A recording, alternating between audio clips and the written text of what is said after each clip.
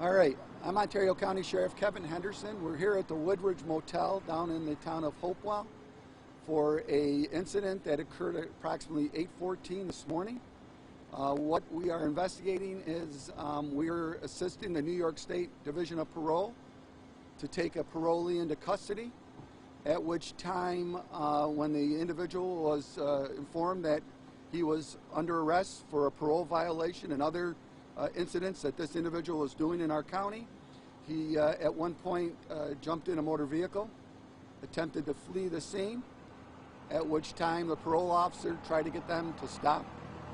This individual struck the parole officer, causing the parole officer to land on the hood, accelerated in a manner to where the parole officer was concerned about his safety, obviously, and the parole officer discharged approximately 7 rounds to get this individual to stop.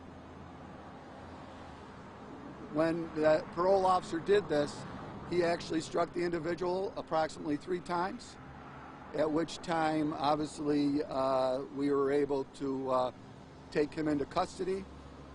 The individual has been flown to Strong via Mercy Flight, is currently being treated at Strong and is in stable condition. The parole officer was transported to Thompson to have a check over. He has since been released.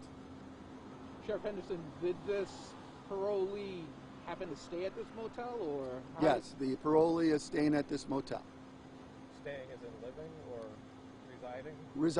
Lives here at the motel in one of the rooms, correct. And you said that the parolee struck the officer? With his motor vehicle. Okay, with a motor vehicle, correct. So they didn't travel far. If he was in the motel parking lot already. Well, basically, as you can see behind me, where the motor vehicle came to stop is where obviously the incident ended, right there. So no, it wasn't not very far. That was believed to be intentional. He meant to hit. Yes, and again, we're still in our investigation, but everything appears that it was an intentional act. What violation was he being arrested for? Well, he was being arrested for a parole violation because he's currently out on parole. This individual was arrested the other day for multiple larcenies throughout our community, in various parts of this community. So, and again, we're continuing to investigate that as well.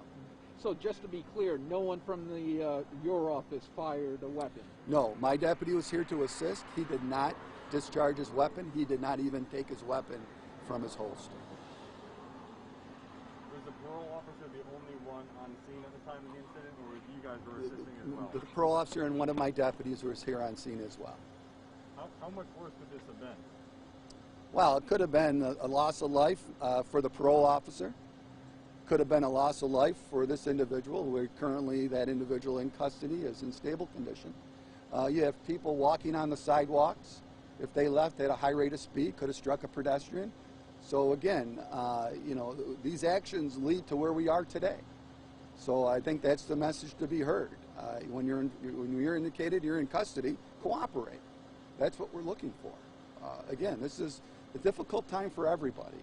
We want to make sure that you know, everybody's okay. The parole officer, my deputy, their mental welfare is important to us too, as well as this individual that's now up at Strong being treated. What else can you tell us about the parolee? Could you release his name? I'm not going to be releasing names at this point until we complete our investigation. You know, I've been in contact with the Department of Parole down in Albany, and have been they've been very cooperative. This is a multi-agency investigation. The district attorney's office has been informed, and the district attorney will also be part of this investigation. But you can say he's a male. Male, correct. His age range? You have an age, Lieutenant? I do not. Probably mid-20s, approximately mid-20s. Have you been charged with the larcenies before this point? Yes, he was charged with the larcenies the other day and released on pre-trial release through our CAP court, our central arraignment process. He was released. Can you talk about how something like this is an instance where it goes from 0 to 16, decisions have to be made. We saw the end result here, but talk about just how training comes into effect and how, again, you have 1 second to kind of decide what's happening? Yeah, it's probably 0 to 100, and you have a nanosecond. And yeah, this is difficult. Again, you bring up a great point. You know, the officers, my deputies, the officers, all those involved in law enforcement are highly trained. Trust me, it's the last thing any of us want to do is have to use any type of deadly physical force. But in a case like this parole officer needed to make sure that he was safe. He is clinging to a roof of a motor vehicle that it's accelerating at a high rate of speed. So obviously he chose to do this level of force.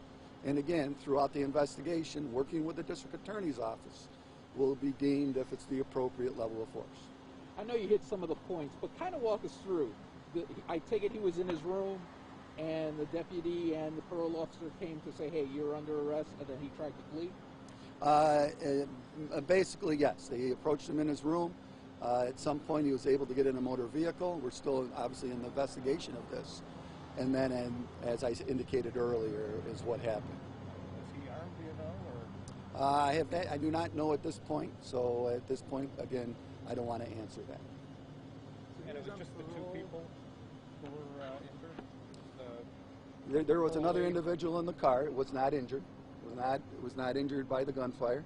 And it's just at this point the parolee is in stable condition with gunshot wounds. Any known relation between the passenger and the driver of the vehicle? I do not believe. Is there any relation, Lieutenant? No relation. And He had a question. Go ahead. Yeah. He was on parole and then committed the larcenies. Was he in violation on parole before the larcenies? Again, the larcenies caused the parole officer to come down and do a parole violation. So that's why we're here this morning. So anything else, obviously, I won't disclose until it is vetted through the district attorney. Parole officers, they don't wear body cameras, do they? They do not. And no one from your department has body cameras yet? Yeah, we just implemented the program. We're ready to roll it out next month. Yeah, I remember we did an interview Yes. on that. Yes. So, Again, we have independent witnesses here that we're interviewing, so we do have witness accounts, and then we're working through the establishments in this area for any potential videos. Okay. Thank you. Thanks. All right, guys. Thank you, everyone. Thank you. Thanks, Sheriff. Okay. Yeah. If there's anything further, thanks for